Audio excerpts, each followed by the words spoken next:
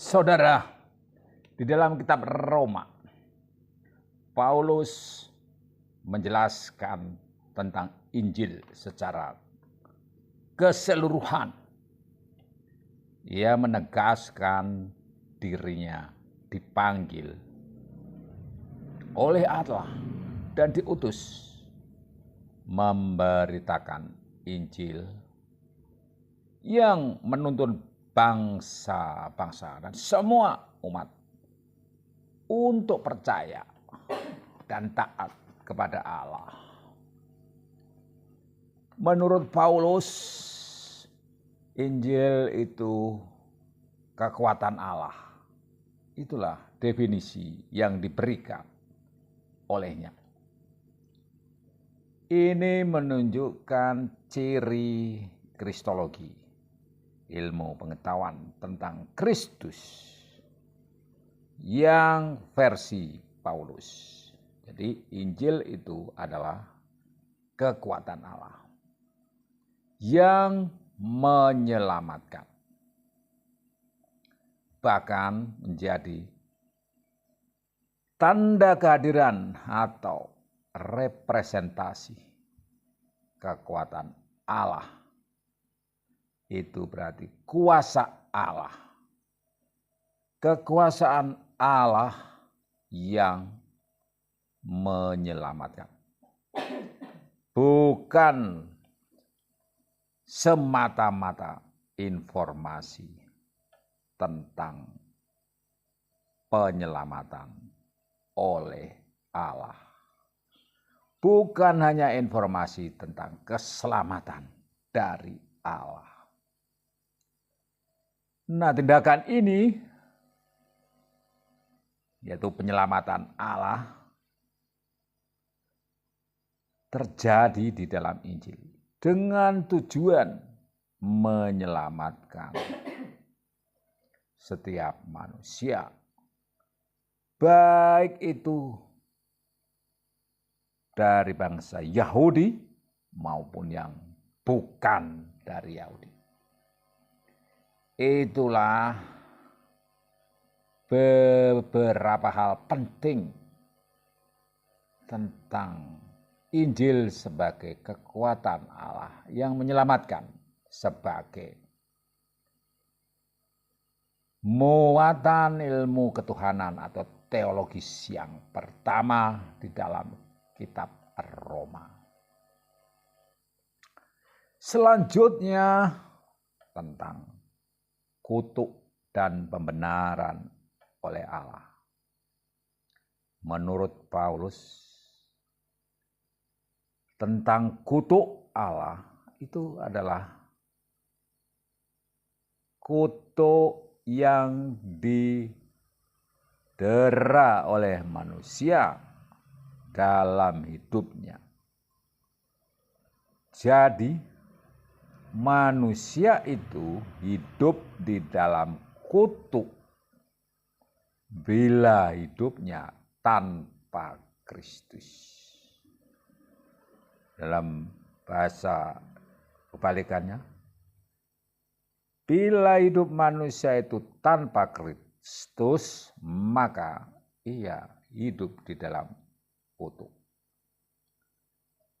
Maka dinyatakan oleh Paulus bahwa orang Yahudi dan yang bukan Yahudi telah berdosa dan di bawah murka Allah. Nah, dengan telah berdosa dan di dalam murka Allah, mereka tidak dapat mengenal siapa sesungguhnya Allah. Dan oleh karena itulah mereka, manusia, menyembah berhala. Nah, di dalam perjanjian lama ada yang namanya sunat dan hukum Taurat. Apakah pembenaran manusia supaya lepas dari kutuk itu harus menjalankan hukum Taurat dan menjalani sunat?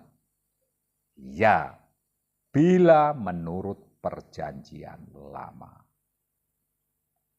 Tetapi Perjanjian Baru berkata yang berbeda. Di sini Paulus mengingatkan hukum Taurat dan sunat itu baik dan suci. Baik dan suci. Tetapi hukum Taurat dan sunat tidak dapat digunakan untuk membenarkan manusia di hadapan Allah. Jadi kalau bicara tentang hukum Taurat dan sunat, hubungannya adalah dengan perbuatan manusia. Nah, perbuatan manusia itu tidak dapat membenarkan manusia. Manusia menurut Injil yang disampaikan Paulus ini dibenarkan bukan oleh karena perbuatannya, tetapi oleh iman. Pembenaran yang cuma-cuma datang dari Allah itu gratis, namanya cuma-cuma ya gratis. Gratisnya bagaimana? Hanya melalui Kristus yang mengorbankan dirinya dengan mati di kayu salib. Nah, dengan demikian,